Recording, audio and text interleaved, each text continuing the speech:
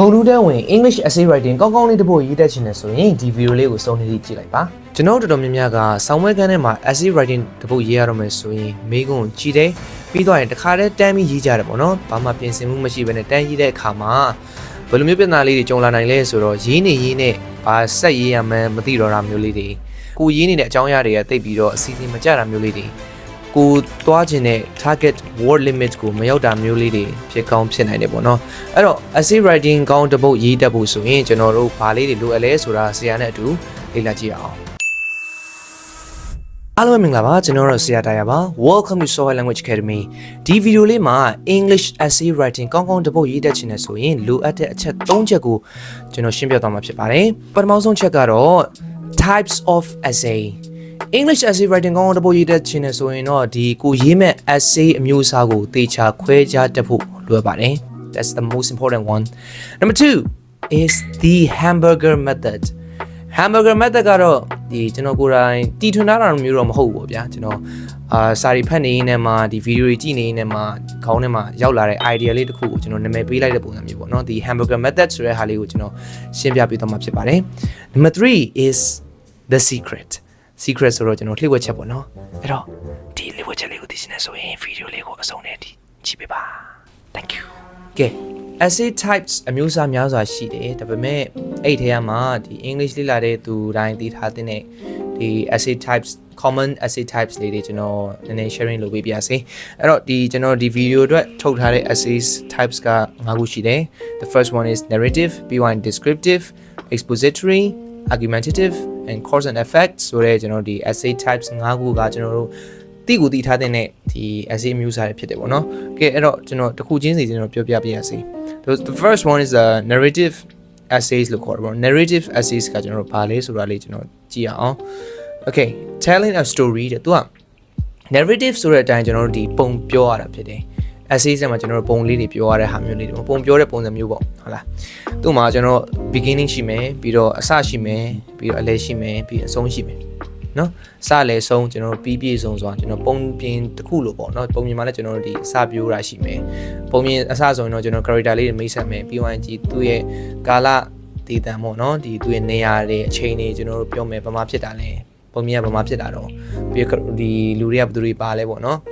ပြီးတော့သူတို့ရဲ့တယောက်ချင်းစီရဲ့ personality လေးတွေတယောက်ချင်းစီရဲ့ဒီသူတို့အချင်းစဲလေးတွေပြောပြတာမျိုးလေးဖြစ်ကောင်းဖြစ်နိုင်တယ်ပေါ့နော်ဒါကကျွန်တော်တို့ beginning အစပေါ့ပြီး middle မှာဆိုရင်တော့တဖြည်းဖြည်းနဲ့ဇလန်ဖြည်းတက်လာပြဿနာလေးဘာလေးနဲ့တဖြည်းဖြည်း conflict တွေနဲ့တက်လာပဲပြီးနောက်ဆုံးမှာကျွန်တော် climax ဆိုတဲ့ဇလန်အထွတ်အထိပ်ရောက်မယ်ပြီးတော့ရင်တဖြည်းဖြည်းနဲ့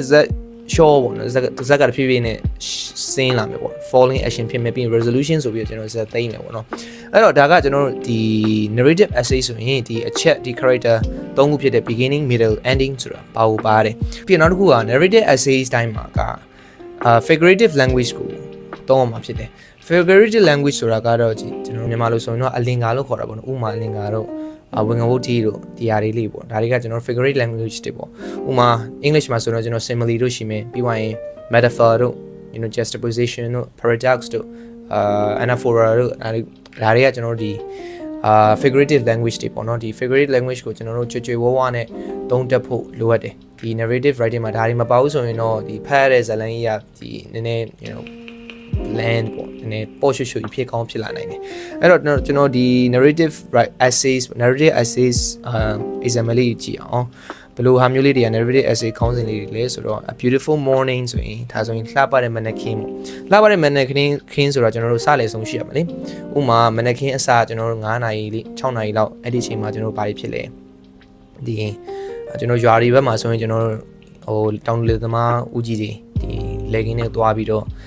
စဘာစိုက်ဖို့ပြင်ဆင်ကြတဲ့ဘာညာဒါကျွန်တော်တို့အစပေါ့ဖြည်းဖြည်းနဲ့ဒီနေထွက်လာတဲ့အမျှလူတွေပြောင်းလဲသွားတဲ့activities တွေကိုကျွန်တော်တို့တစ်ခုချင်းရှင်းပြလို့ရမယ်ပြီးနောက်ဆုံး Z ထုတ်ပိုင်းကတော့ကျွန်တော်ဘယ်ချိန်ဖြစ်မလဲဆိုရင်ဒီ9နာရီ9နာရီဝန်းကျင်လောက်ပေါ့နော်ဒါလူတွေလုံးဝလမ်းပေါ်မှာ rush hours ဟလာရုံးရင်းဆန်ကဖြစ်နေပြီလို့ရုံးသွားတဲ့သူကသွားကျောင်းသွားတဲ့သူကသွားခလေးဆိုဘကောကြားလေးနေပြေးလွှားနေတဲ့သူတွေရှိမယ်ပြီးရင်ဘတ်စကားမောင်းနေတဲ့သူကဘယ်လိုမျိုးပြီးရင်ဒီဈေးရောက်နေတဲ့သူကဘယ်လိုမျိုးတွေလမ်းဘေးမှာဘယ်လိုဈေးရောက်နေကြတယ် အဲ့လိုမျိုးပေါ့ကျွန်တော်တို့အမျိုးမျိုးဖုံဖုံဒီပြောလို့ရတယ်ပေါ့နော်ဒါကကျွန်တော်တို့ climax ဖြစ်တယ်ပြီးရင်တဖြည်းဖြည်းနဲ့ဆင်းသွားတဲ့အပိုင်းဆိုရင်တော့ကျွန်တော်တို့ဒီလူတိုင်းအကုန်လုံးအလုပ်ဝင်ဝင်သွားကြပြီအဲနောက်ဆုံးတဖြည်းဖြည်းနဲ့ moon တဲ့ချိန်ပေါ့နော် noon ကိုရောက်တော့မယ့်အချိန်ဆိုရင်ဒါကလုံးဝဆက်ဆင်းပိုင်းပေါ့ဒါကကျွန်တော်တို့ဒီ narrative essay ကအဲ့လိုပဲကျွန်တော် beginning ရှိမယ် middle ရှိမယ်ပြီးသွားရင် ending ဆိုတာရှိရမယ်ဒါက narrative essay ဖြစ်တယ်ဒါကဒီ narrative essay example ပေါ့နော်ဒီခေါင်းစဉ် example လေးကျွန်တော်၃ခုကိုပြောထားတာဖြစ်တယ် my first day at the new school ဆိုလည်းအဲ့တိုင်းပဲပြီးသွား a time I helped someone ဆိုလည်းအဲ့တိုင်းပေါ့ဒါတွေကဒီ narrative essay topics လေးဖြစ်တယ်ပေါ့နော် okay next one ကျွန်တော်တော်တော်လေးပဲသွားမယ်ပေါ့နော် okay next one is descriptive writing ဖြစ်တယ် descriptive ဆိုတာကတော့ကျွန်တော်တို့ဒီဘာမျိုးလဲဆိုတော့ describing someone or something ပေါ့နော်အကြောင်းအရာတစ်ခုခုသို့မဟုတ်ဒီလူတစ်ယောက်အကြောင်းကိုကျွန်တော်တို့ဖော်ပြတဲ့အခါမျိုးမှာသုံးတယ်အသေးစိတ်ပြောရတာပေါ့နော်အသေးစိတ်ဖော်ပြတာမျိုးဥပမာကျွန်တော်ကကောင်မလေးတစ်ယောက်အကြောင်းကိုဖော်ပြခြင်းနဲ့ဆိုရင်သူမရဲ့မျက်လုံးလေးတွေကဘယ်လိုမျိုးပေါ့နော်တမင်မျက်လုံးလေးတွေဒါမှမဟုတ်သူမရဲ့အသားရောင်လေးတွေကလုံးဝဆင်ဆွဲအောင်သားရောင်လေးတွေပြီးတော့စပင်လေးတွေကဘယ်လိုမျိုးအဲ့လိုမျိုးလေးပေါ့ဒါကတစ်ယောက်ချင်းဒီအသေးစိတ်ပေါ့နော်လူတစ်ယောက်အကြောင်းကိုအသေးစိတ်describe လုပ်ရတဲ့ essay types မျိုးလေးတွေဖြစ်တယ်ဥပမာပူကျောင်းအောင်ဆန်းအကြောင်းပြောမယ်ဆိုရင်ပူကျောင်းအောင်ဆန်းရဲ့ဒီသူ့ရဲ့ appearance ကိုပြောလို့ရတယ်လို့သူ့ရဲ့ background ပေါ့နော်သူဘယ်လိုပမာကြီးပြင်းလာတယ်ပြီးတော့သူ့ရဲ့ငယ်ဘဝဘယ်လိုမျိုးသူ့ရဲ့ character ဘယ်လိုမျိုးသူ့ရဲ့ personality ဘယ်လိုမျိုးဒါမျိုးလေးတွေကကျွန်တော်တို့ဒီ descriptive essays ရဲ့သူ့ရဲ့လက္ခဏာလေးတွေဖြစ်တယ်ပေါ့နော်ဒါမျိုးလေးတွေပါရတယ်အဲ့တော့ descriptive writing ဖြစ်တဲ့အတွက်ဆိုတော့လိုမျိုးပဲကျွန်တော်တို့ flowery language ပေါ့နော် figurative language ကျွန်တော်ဟိုဥမာလင်္ကာတို့ငငဘိုးထီတို့ဒါမျိုးလေးတွေကျွန်တော်တို့ဒီထည့်သုံးလို့ရတယ်ပေါ့နော်ထည့်သုံးရင်တော့ပိုကောင်းတယ်ပေါ့ဗျာအဲ့ဒါမျိုးလေးထည့်သုံးတင်တယ်ပြီးနောက်တစ်ခုကကျွန်တော်ဆွမ်းနာပြောလိုမျိုးလူတစ်ယောက်ကြောင့်ဖြစ်နိုင်တယ်လို့အရာတစ်ခုခုနေရာတစ်ခုလည်းဖြစ်နိုင်တယ်ဥပမာပကံပေါ့နော်ပကံအကြောင်းပြောပါဆိုရင်ဒီပကံမှာကျွန်တော်တို့ဘာတွေရှိလဲကျွန်တော်အသေးစိတ်ပြောရအောင်အဲ့တော့ပြောတဲ့အခါမှာကျွန်တော်တို့ဒါကျွန်တော် tips နှစ်ခုပြောပြမယ် tip ပထမတစ်ခုက use 5 senses ပေါ့နော်5 sense ဆိုတာကျွန်တော်တို့ဒီအကြားအမြင်အထိအတွေ့အနက်ပြီးတော့အရသာ၅ခုပေါ့နော်ဒီ5 sense ကိုကျွန်တော်သုံးပြီးတော့ describe ဘယ်နေရာမှာဆိုကျွန်တော် describe လုပ်နေတာဥပမာပကံမှာဆိုရင်ဒီ5 sense ကိုကျွန်တော်သုံးကြည့်မယ်နော်5 sense first one ဖြစ်တဲ့ကျွန်တော် sight ပေါ့နော်အမြင်ပေါ့အမြင်မှာကျွန်တော်တို့ပကံမှာကျွန်တော်ဘာမြင်ရလဲဟိုAsians temples တွေရှိမယ်ပြီးတော့ကျွန်တော် monks တွေရှိမယ်ပြီးတော့ air balloons ဒါမျိုးလေးdaကျွန်တော်တို့ပါတဲ့အရာမျိုးလေးပေါ့နော်ဒါကအမြင်ကိုပြောပြီးတော့ပြောရတဲ့အရာမျိုးပြီးတော့ဒီကြားအယုံမှာဆိုရင်ကျွန်တော်တို့ဘာတွေကြားရမလဲပကံမှာနွားလေးတန်လေးရှိမယ် maybe birds chirping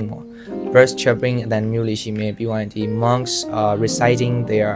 you know Buddha's teachings or monks reciting Dhamma ဒါမျိုးလေးတွေကျွန်တော်တို့ရှိကောင်းရှိလာနိုင်တယ်ပြီးတော့ကျွန်တော်တို့ကလေးတွေဆိုတဲ့အတန်မျိုးလေးတွေဒါမျိုးလေးတွေပေါ့နော်ဒါတွေကကျွန်တော်တို့ဒီ onomatopoeias တွေသုံးနိုင်ပို့ကောင်းတယ်ပေါ့မြေတံဆိုတဲ့အလင်္ကာလေးထည့်လိုက်ရင်ထည့်လို့ရတယ်ပေါ့ဗျာဒါမျိုးလေးတွေကလည်းကျွန်တော်တို့ဒီ descriptive essays ရဲ့ character တစ်ခုဖြစ်တယ်ပြီးတော့နောက်တစ်ချက်က taste ကကျွန်တော်အရသာပေါ့နော်ပကံမှာဆိုရင်ကျွန်တော်တို့ traditional food တွေပေါ့ထားပါတော့ traditional food တွေသူတို့ရဲ့အရသာကဘယ်လိုမျိုးလဲဟုတ်လားဒီကျွန်တော်ယူအဆအဆတွေရဲ့အရသာကိုကျွန်တော်ပြောလို့ရမယ်ပြီးနောက်တစ်ချက်ကကျွန်တော်အထီးတွေ့ဘယ်လိုမျိုးထီးတွေ့လေးတယ်ဘယ်လိုရှိမလဲ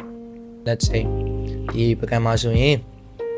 ကျွန်တော်တို့ဒီအုပ်ယူလေးတွေကဘယ်လိုမျိုးလဲသူတို့ရဲ့ကြမ်းတမ်းမှုလေးတွေကျွန်တော်တို့ပြောလို့ရအောင်ထီးတွေ့လေးတွေပေါ့နော်လူတစ်ယောက်ကိုစဖတ်လိုက်တာနဲ့အော်ဒီလိုမျိုးရှိပါလားဆိုပြီးတော့တိသွားနိုင်လောက်အောင်ကျွန်တော်အထီးတွေ့လေးတွေကိုကျွန်တော်တို့ပြောလို့ရမယ်နော်ပြီးနောက်တစ်ချက်ကန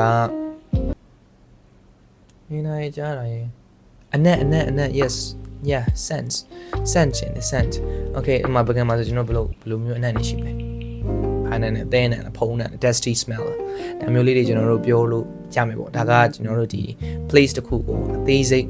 you know describe လုပ်တဲ့အခါမှာသုံးတဲ့အရာမျိုးလေးဖြစ်တယ်ပြီးနောက်တစ်ခု actions ပေါ့နော်ပကံမှာကျွန်တော်တို့ဒီ actions ပေါ့ဘာမျိုးလေးတွေဒီလူတွေဘယ်လိုမျိုးလှုပ်ရှားနေကြလဲဟိုမှာဘယ်သူတွေလာကြလဲပေါ့နော် foreigners တွေဘာမှဘာတွေလုပ်နေကြလဲဘယ်မှာဘယ်လိုမျိုးတွေဖြစ်နေကြတယ်ဒါကဒီ actions ပေါ့ actions ကိုကျွန်တော်တို့ပြောရတာပေါ့နော် actions ပြောရတာလဲကျွန်တော် descriptive essays ရဲ့ဒီ characteristic တစ်ခုဖြစ်တယ် descriptive essays ရဲ့ကျွန်တော် example topics တွေကတော့ my best friend တို့ my favorite food တို့ပြီးတော့ my hometown တို့ the Dinju festival တို့ဘာလို့ဆိုလဲဒါက describe လုပ်ရတာပဲเนาะဒီ the Dinju festival ဆိုရင်သူ့ရဲ့ background ကဘယ်လိုမျိုးစတယ်ပြီးတော့အမှလူတွေရဲ့ actions တွေပြောလို့ရမယ်လူတွေဘယ်လိုမျိုးလှုပ်ရှားကြတယ်ဘယ်လိုမျိုးသွားလာကြတယ်ပြီးသွားရင်သူ့ရဲ့ the Dinju festival ဘာတွေမြင်ရတယ်ပြီးတော့ဘာတွေကြားရတယ်သူရဲ့ဒါပါတော့ firework ဆိုရင် firework ဒီလာမှာမီးပန်းဖောက်ရင်ဘယ်လိုအနက်မျိုးလေးရှိတယ်ဒါ sense ကျွန်တော်အကုန်ထုတ်ပြောလို့ရတယ်ဒါက descriptive essay ဖြစ်တယ်ပြီးနောက်တစ်ခုကျွန်တော်သွားအောင် နောက်တဲ့ essay type ကတော့ကျွန်တော် expository လို့ခေါ်ပါတယ် expository essay type ကကျွန်တော်နည်းနည်း okay ဒါတည်ထားဒါကကျွန်တော်တို့ဒီ grade 12တို့ဘာလို့မှတော်တော်အမေးများတယ်ပေါ့နော်နည်းနည်းကြည့်အောင်သူကဘာလဲဆိုတော့ explanation ပဲကျွန်တော်ရှင်းပြရတာအကြောင်းအရာတစ်ခုကျွန်တော်တို့ရှင်းပြတယ်ဆိုတဲ့အခါမှာကိုယ့်ရဲ့ opinions တွေကိုယ့်အမြင်တွေရှောက်ပြီးတော့ရှောက်ထည့်လို့မရအောင်ဒီကဒီ expository essay ကနော်ကိုယ့်ရဲ့အမြင်တွေကိုယ့်ရဲ့ဒီသုံးသက်ချက်တွေဒါမျိုးလေးတွေကမထည့်သင့်ဘူးပေါ့နော်ဒါ I know we တို့ I think တို့ like in my opinion တို့ဒါမျိုးလေးမထည့်သင့်ဘူးဒါ expository essay မှာဒါမျိုးလေးတွေရှောင်ကြဉ်ရမှာဖြစ်တယ်သူကကျွန်တော်တို့ facts တွေအချက်လက်တွေပြီးတော့ reference တွေကိုကိုးကားရင်ကိုးကားလို့ရတယ်ဘယ်မှာဒါပါတော့ဒီမှာဆိုရင်ကျွန်တော် essay type ဆိုရင် how to stay healthy ဆိုရင် healthy ဖြစ်ဖို့အတွက်ကျွန်တော်တို့ဘယ်လိုမျိုးနေထိုင်ရမယ်ကျင့်ကြံရမယ်ဆိုရင်အဲဒါဆိုကျွန်တော် facts တွေပြောလို့ရမယ်ရေကိုတစ်နေ့ကိုဘယ်လောက်တောက်အောင်မလဲဟုတ်လား like you need to drink 3 liters of water a day ဒါမျိုးတွေကဒါတွေ facts တွေပေါ့နော်လူတိုင်းသိပြီးသား facts တွေဖြစ်တယ်ပြီးရင်နောက်တစ်ခုကဒီဗာလဲ5 a day လား5 portions of vegetables a day ဒီနေ့ကို vegetables like ဒီ healthy here တွေ5ချိန်လောက်စားသင့်တယ်အဲ့လိုမျိုးလေးတွေပေါ့ဒါတွေကကျွန်တော်ပြောတာမဟုတ်ဘူး this is not my opinion ဒါကကျွန်တော်ပြောတာမဟုတ်ဘူးဒီအရာကNational Health Service website ကပြောထားတဲ့ဟာဖြစ်တယ်ပေါ့နော်ဒါကကျွန်တော် reference ပြန်ထိုးလိုက်လို့ရတယ်ဒီဟာကိုဒီ National Health Service website ကိုကျွန်တော်တို့ဒီ reference ယူထားပါတယ်ဆိုတဲ့အကြောင်းကိုကျွန်တော်ဒီ essay မှာပြန်ရေးလိုက်လို့ရတယ်ဒီအဓိကတော့ကျွန်တော်ဒီ expository essays ကကိုယ့်ရဲ့ opinion မပါဘူးပေါ့နော်အဓိကကျွန်တော် facts တွေပြောရမယ်အဲ့တော့ facts ပြောရမှာဖြစ်တဲ့အတွက်စာမျက်နှာဖတ်ထားဖို့လိုအပ်တယ်ဒါ this is the very important one ကိုကဘာမှမသိထားဘူးဆိုရင်တော့ဘာမှရေးလို့ရမှာမဟုတ် okay အဲ့တော့သိထားဖို့လိုအပ်တယ်အဲ့တော့ဒီမှာဆိုရင်ကျွန်တော် example လေးကြည့်အောင် how to stay healthy ရှိမယ်ပြီးတော့ how AI benefits students AI ကကျောင်းသားတွေအတွက်ဘယ်လိုမျိုးထောက်ကူဖြစ်လဲဆိုတဲ့အရာမျိုးလေးကျွန်တော်တို့ပြောပြမှာဖြစ်တယ်ဘာလို့ထောက်ကူဖြစ်လဲဆိုတာကျွန်တော်ကမသိဘူးဆိုရင်အဲ့ဒါဆိုရေးလို့ရမှာမဟုတ်ဘာလို့ဆိုတော့ကိုယ့်ရဲ့အမြင်တွေရှောက်ထည့်လို့မရဘယ်လိုမျိုးထောက်ကူဖြစ်လဲဆိုတဲ့ဟာကိုစာတွေဖတ်ထားဖို့လိုအပ်တယ်ဥပမာအကောင်းဆုံး resource ကိုပြောမှဆိုရင်ဒီ grade 12 textbook မှာအဲ့လိုမျိုးဟာတွေတော်တော်များတယ်ဒီ AI ဘယ်လိုမျိုး students တွေဘယ်လောက် benefits ဖြစ်လဲဆိုတဲ့ဟာတွေသူရဲ့အဲ့ grade 12 textbook မှာပါတဲ့ test တွေကတော်တော်ကြီးကောင်းတယ်ပေါ့နော်အဲ့ဒါမျိုးလေးတေချာဖတ်ပါအလို့ကြက်ခိုင်းတာမျိုးတော့မဟုတ်ဘူးတေချာဖတ်ပါသူရဲ့အကြောင်းအရာအဓိကအကြောင်းအရာ ideas ကို imitate လုပ်ပါယူပါပြီးရင်ကိုယ့်ရဲ့ essays မှာပြန်ပြီးတော့ adapt ပြန်လုပ်ပါပြန်ပြီးအသုံးချမှာဖြစ်တယ်ပြီးနောက်တစ်ခုက pros and cons of social media ရဲ့ကောင်းကွက်တွေဆိုးကွက်တွေပေါ့နော်ဒါမျိုးလေးတွေကဒီကိုယ့်ရဲ့ opinion မပါဘဲနဲ့ပြောမှာဖြစ်တယ်ဥပမာကိုက social media ကိုမကြိုက်ဘူးပေါ့ social media မကြိုက်ဘူးဆိုပြီးတော့မှ social media မကောင်းကြောင်းတွေဆုတ်ပြီးတော့လှိပ်ပြောနေလို့မရဘူးဒါကကျွန်တော်နှစ်ဖက်ကိုမျှပြီးတော့ပြောမှာဖြစ်တယ်ကောင်းကွက်တွေရဲ့ဘာရှိတယ်ကောင်းကွက်ရှိတဲ့အချက်လေးတွေကျွန်တော် facts like ကျွန်တော်ပြောမှာဖြစ်တယ်ဥပမာ students တွေအတွက်ဘယ်လိုမျိုး benefits ဖြစ်တယ် social media ကဟာလားပြီးတော့ဒီမကောင်းတဲ့အချက်ကဘာမျိုးလဲမကောင်းတဲ့အချက်ဆိုမကောင်းတဲ့အချက်ဘယ်ဘက်မှာကျွန်တော် like ပါလို့မရအောင်အကုန်လုံးကိုကိုယ့်ရဲ့လုံးဝ neutral ဖြစ်နေရမယ် okay next one let's goနောက်တစ်ခုကတော့အဲ့ဒါကျွန်တော်အကြိုက်ဆုံး essay type ဖြစ်တယ်ဒီ essay type ကိုကျွန်တော်ပြီးသွားရင် sample ဒီ essay တစ်ခုဘယ်လိုမျိုးလှလှပပရေးမလဲဆိုတဲ့အခါမှာ number 2ပေါ့နော် hamburger method မှာဒီ essay type ကိုကျွန်တော်ပြောပြမှာ argumentative essay okay argumentative essay ကဘာလဲ it's very simple သူကကြတော့ကျွန်တော်တို့ opinion based ဖြစ်တယ်သူ argumentative ဆိုတဲ့အတိုင်းကျွန်တော်တို့ဒီသူ့ရဲ့ base word က argue argue ဆိုရန်ဖြစ်ရရပြီဆိုကြတဲ့ကကျွန်တော်တို့တစ်ဖက်ကိုပါမောက်ဖြစ်မှာပေါ့နော်နှစ်ဖက်ကြားတဲ့ကျွန်တော် we cannot sit on the fence ကြားနေလို့မရ we can't sit on the fence we have to choose a side okay ကျွန်တော်တစ်ဖက်ကျွန်တော်ရွေးရတော့မယ်အဲ့တော့တစ်ဖက်ရွေးရပြီဆိုကြတဲ့ကတော့ကျွန်တော်တို့ဒီ bias ဖြစ်ပြီပေါ့နော်ကိုယ့်ဘက်ကိုရက်လို့ဖြစ်ပြီပေါ့နော် we have to blow our own trumpet ကိုယ့်ဘက်ကိုရက်ကတော့အဲ့တော့ဒါကကျွန်တော် argumentative essays ပေါ့နော်တစ်ဖက်ဆောင်းနေကိုကပြောရတော့မယ်အချက်မျိုးဖြစ်တာပေါ့နော်ဒါကဒီ essay type ရဲ့ပုံစံဖြစ်တယ်အဲ့တော့ဒါပေမဲ့အရေးကြီးတာက opinions ပြောရတယ်ပြီးတော့နောက်တစ်ခုကပေးတဲ့အခါမှာကျွန်တော် strong reasons ပေါ့နော်ကိုဘာဖြစ်လို့ဒီဘက်ကို support လုပ်လဲဆိုတဲ့အရာကိုကျွန်တော်လုံးဝဒီခိုင်လုံးfacts တွေနဲ့ပြောနိုင်ပိုကောင်းတယ်ပေါ့နော်။ဘာကြောင့်ကိုဒီဘက်ကိုရွေးရလဲဆိုတဲ့အကြောင်းအရာကိုက facts တွေ reference တွေပြန်ပြီးတော့ညွှန်းနိုင်မယ်ပြီးတော့ဒီ reason ကိုခိုင်မာပေးနိုင်မယ်ဆိုရင်ကိုယ့်ရဲ့ argumentative essay ကအရင်ကောင်းတဲ့ argumentative essay တစ်ခုရမယ်။ပြီးနောက်တစ်ချက်ကဒီ technique ဖြစ်တဲ့ De Forest technique ပေါ့။ De Forest technique ကိုကျွန်တော်သုံးသင့်တယ်။ဒီ De Forest technique ကတော့ကျွန်တော်ဒီ video မှာပြောမယ်ဆိုရင်တော့ video ကတော်တော်ကြီးရှည်ပါလိမ့်မယ်။အဲ့တော့သိချင်တယ်ဆိုရင် comment မှာရေးထားပေးပါ comment မှာကျွန်တော်အရင်သိချင်တဲ့သူများတယ်ဆိုရင်တော့ကျွန်တော်ဒီ De Forest technique ဆိုရလေကျွန်တော်ရှင်းပြမယ်ပြီးနောက်တစ်ခုက rebuttal ပါတယ်ဒီ argumentative essays မှာ rebuttal ဆိုတဲ့ဟာကကျွန်တော်တို့ကွာထားပါတော့ဒီမှာဆိုရင် students should wear school uniform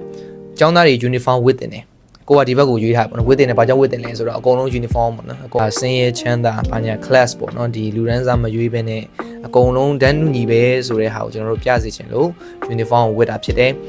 ဒါမဲ့တစ်ဖက်ကနေပြီးတော့ uniform ဝတ်တဲ့ရမကောင်းဘူးဟာလားငါ show ထုတ်လို့မရဘူးဘာဖြစ်တယ်ညာဖြစ်တယ် we cannot show off our fashions ဘာညာပဲပြောကြလိမ့်မယ်ပေါ့ဒါက rebuttal ဆိုတာအဲ့လိုမျိုးတစ်ဖက်ကပြောတဲ့အရာကိုကိုယ့်ဘက်ပြန်ပြီး counter ပြန်လုပ်တာOkay, menu ပြောတာအဲ့လိုပြောတာမှန်တော့မှန်ပါတယ်တစ်ဖက်ကတော့ yes some people might say that we cannot show off fashions our incredible fashions in public however but it doesn't mean that အဲ့လိုမျိုးလေးကျွန်တော်တို့ပြန်ပြီးတော့ပြန်လှည့်ထုတ်တာမျိုးလေးပေါ့နော်တစ်ဖက်ကပြောတဲ့ဟာမျိုးပြန်ခြေပတဲ့ဟာမျိုးလေးတွေကကျွန်တော် rebuttal လို့ခေါ်တယ်ဒီက argumentative essay မှာသူကကြတော့ဒီအဲ့လို rebuttal session ကတတစ်ခုထပ်ပါတယ်မဟုတ်ဒါအပူထပ်ပါတာဖြစ်တယ်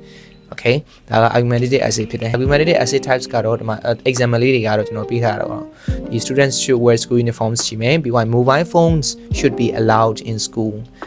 ကျောင်းမှာ mobile phone ကိုသုံးတင်တယ်ပေါ့နော်ဒီ mobile phone သုံးဖို့ခွင့်ပြုတင်တယ်ပေါ့အဲ့တော့တစ်ဖက်ကတော့မခွင့်ပြုတင်ဘူးခွင့်မပြုတင်ဘူးတစ်ဖက်ကတော့ခွင့်ပြုတင်တယ်ဆိုပြီးကျွန်တော်တစ်ဖက်ကရွေးရမှာ right you got to choose one side yeah it's very important ပြီးနောက်တစ်ခုက online learning is better than classroom learning online learning က classroom learning ထက်ပိုကောင်းတယ်เนาะအဲ့တော့ကိုကဒီထားပါတော့ဒီ essay topic ကဒီလိုမျိုးကြီးပေးထားတယ်ဆိုရင်တော့ကိုက online learning ဘက်ကိုကအသားပြီးရေးရမှာဖြစ်တယ် online learning ဘယ်လောက်ကောင်းနေဆိုတော့ပဲရေးအောင် classroom learning ဘက်ကသွားပြီးတော့ရေးလို့တော့မရဘူးเนาะဘာလို့ဆိုတော့ तू ကပေးထားတဲ့ကလေးက online learning is better လို့ပြောထားတာဖြစ်တဲ့အတွက်ရေးကလေးကဒီ online learning ဘက်ကိုကျွန်တော်စောင်းပြီးရေးရမှာဖြစ်တယ်ပြီး rebuttal မှာဆိုရင်ချိုးကကြတော့ classroom learning ကဘာဖြစ်တယ်အပြင်မှာဆိုရင်ပို့ပြီးတော့close ဖြစ်တယ်ပေါ့ပို့ပြီးတော့ရင်းနှီးကြတယ်ပို့ပြီးတော့ဒီ we we can communicate better in person လို့ပြောကြကောင်းပြောကြတယ် some people might say that but however online မှာဆိုလဲကျွန်တော်တို့ဘယ်လိုမျိုးလေ functions တွေ features တွေဘယ်လိုမျိုးရှိလဲဆိုတာမျိုးလေးကျွန်တော်ပြန်ပြီးထုတ်ကြမှာပေါ့နော်ဒါကကျွန်တော်ပြန်ခြေပါတဲ့ rebuttal မှာပြန်သုံးလို့ရတာဖြစ်ပါတယ်ဒါကတော့ argumentative essay ပါ let's go to the next one is the last one နောက်ဆုံးတစ်ခုဖြစ်ပါတယ် cause and effect that's it that's the last one finally cause and effect ကမှပုံလေးကြည့်လိုက်သိပြီဘာလဲကြည့်အောင် cause and effect is state cause and effect ကိုပြောပါတယ်ဟုတ် what okay cause ကကျွန်တော်တို့ဖြစ်ကြောင်းတရားဖြစ်တယ်ဖြစ်ကြောင်းတရား effect ကတော့ကျွန်တော်တို့အကျိုးဆက်ပါဖြစ်ကြောင်းတရားရဲ့အကျိုးဆက်ဘာကြောင့်ဖြစ်တာလဲအဲ့ဒါဖြစ်တော့သူ့ရဲ့အကျိုးဆက်ကဘာလဲအဲ့ဒါကိုရှင်းပြရတာဗျာဥပမာ example ပေးရမယ်ဆိုရင်ဒီမှာဆိုရင် cause and effect ဆို air pollution လေထုညစ်ညမ်းခြင်းရဲ့ဖြစ်ကြောင်းတရားရဲ့သူ့ရဲ့အကျိုးဆက်လေထုဘာကြောင့်ညစ်ညမ်းတာလဲ why reasons ပြောရမယ် cause သူ့ရဲ့ cause ကိုပြောရမယ်အဲ့တော့လေထုညစ်ညမ်းတော့ effects ဘာတွေဆက်ဖြစ်တော့လူတွေဘာယောဂတွေဖြစ်တော့ global warming တွေဖြစ်လာနိုင်တယ်ဘာဒါတွေက effects တွေနော် cause and effects of air pollution ဆိုကျွန်တော်နှစ်ဖက်လုံးပြောမှာဖြစ်တယ် cause ကို effect ကိုပြောမှာဖြစ်တယ်အဲ့ဒီမှာဒါလည်းဆိုတော့ expository လို့ပုံစံမျိုးပဲနော် unbiased ဖြစ်ရမယ်အဲ့ဒီအကြောင်းအရာကိုလေထုညစ်ညမ်းတာကြီးကောင်းပါတယ် I like it so much ဘာညာလေထုညစ်ညမ်းတော့ဘာဖြစ်တယ်ညာဖြစ်တယ်အရင်ကြိုက်တယ်ကျွန်တော်အဲ့လိုမျိုးရှောက်ရေးလို့ရှောက်ပြောလို့မရဘူးကိုယ့်ရဲ့ opinion ရှောက်ထည့်ကျွန်တော်ကတော့မကြိုက်ဘူး I don't I can't stand air pollution it is detrimental to our health ဘာညာwe တွေကျွန်တော်အဲ့လိုရှောက်ပြီးတော့ opinion တွေရှောက်ရေးလို့မရဘူးဒီ cause and effect က unbiased ဖြစ်ကြမယ်ဒါပေမဲ့ပြောတဲ့အခါမှာကျွန်တော်ပြောလို့မျိုးလေထုဘာကြောင့်ညဉ့်ညမ်းလဲဆိုရင် cause ကိုသိထားဖို့လိုတယ်ကိုကမေးထားတဲ့ဒီ essay ခေါင်းစဉ်ရဲ့ cause and effect ဆို air pollution လို့မေးထားတာဖြစ်တဲ့အတွက် course ကိုမသိထားဘူးဆိုရင်ဘာကြောင့်ဖြစ်တာလဲမသိလေထုဘာကြောင့်ညဉ့်ညမ်းလဲဆိုတာအစတွေကမသိဘူးဆိုရင်တော့အဲ့ဒီ essay ရေးလို့ရမှာမဟုတ်ရေးလို့မရအဲ့တော့သိထားဖို့လိုအပ်တယ်ဖြစ်တဲ့အတွက်ကျွန်တော်တို့စာမျက်နှာဖတ်ထားဖို့လိုအပ်တယ်အဲ့တော့ကျွန်တော်ဆုံးတာပြောလို့ပဲအကောင်းဆုံး resource က 8 grade 12 textbook ကိုများများဖတ်ပါများများဖတ်ရင် grade textbook ကိုများများဖတ်ရင်ဒီ ideas တွေအများကြီးရမယ်သေချာဖတ်ပါအဲ့ဒီ textbook is very important next one is ဒီပြောတဲ့အခါမှာ reference တွေပြန်ပြီးကိုးကားလို့ရတယ်ဘယ်မှာဘယ် website ကဘယ်စာအုပ်ကဘယ်လိုညွှန်းထားတယ်ဘယ်စာအုပ်ကဘယ်လိုမျိုးပြောထားတယ်ဒါကျွန်တော်ပြောတာမဟုတ်ဘူးဆိုပြီးကျွန်တော်ပြန်ပြီး reference ပြန်ပြီးညွှန်းလို့ရတယ်ပေါ့ဗျာအဲ့တော့သုံးတဲ့အခါမှာကျွန်တော် academic formal language လို့ခေါ်တဲ့ဒီစကားလုံးလေးတွေကလှလှပပလေးပေါ့နော်စကားပြောလေးမျိုးသုံးလို့မရဘူးစကားပြောပုံစံမျိုးသုံးလို့မရဘူးသုံးတဲ့အခါမှာကျွန်တော် nevertheless to right it is a significant many လို့မသုံးဘဲနဲ့ကျွန်တော်တို့ဗာလဲ a significant number of something လို့ဗာမျိုးအဲ့လိုမျိုးလေးကျွန်တော်တို့ဒီacademic phrases တွေ academic collocations တွေသုံးနိုင်ပိုကောင်းတယ်ပေါ့နော် examples လေးတွေကတော့ကျွန်တော်တို့ဒီ cause and effects of air pollution to causes of stress among students like ကျောင်းသားတွေမှာဘာကြောင့် stress ဖြစ်တာလဲဖြစ်တော့သူရဲ့ effect ကဘာဖြစ်တော့ကျောင်းသားတွေ stress ဖြစ်တော့ဘာဖြစ်လဲ effect ကထပ်ပြောရင်ထပ်ပြောလို့ရသေးတယ်ပြီးတော့ effects of too much screen time အရင်များတော့သူရဲ့ effects ကပါတော့ right အဲ့လိုမျိုး screen time ဘာကြောင့်များလဲဆိုတော့ cause ပါကိုကထည့်ပြောနိုင်လဲရတယ်ပေါ့နော် screen time ဘာကြောင့်များကြလဲဟာလားဒီ TikTok တို့ဘာလို့ကဒီလူတယောက်ရဲ့ attention ကို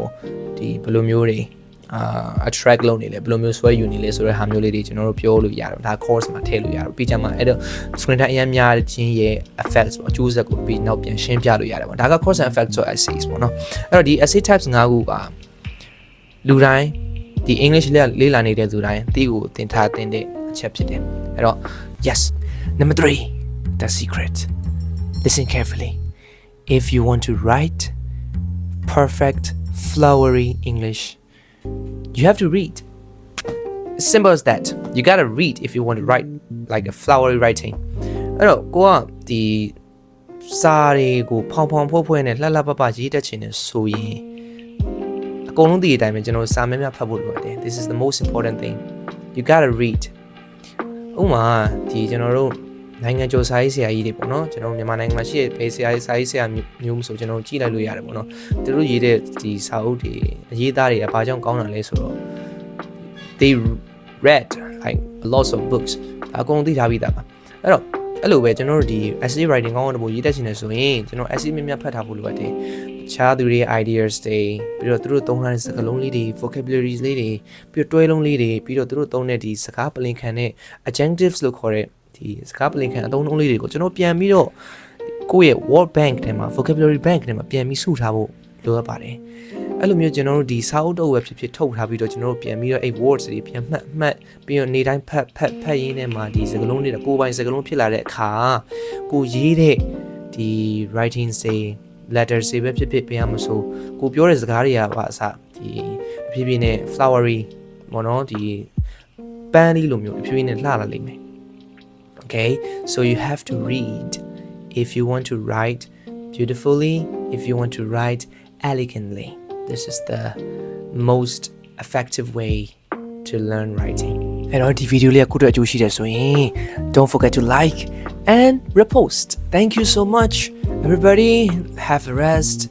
I hope you guys live a happy life. Okay, bye-bye, everyone.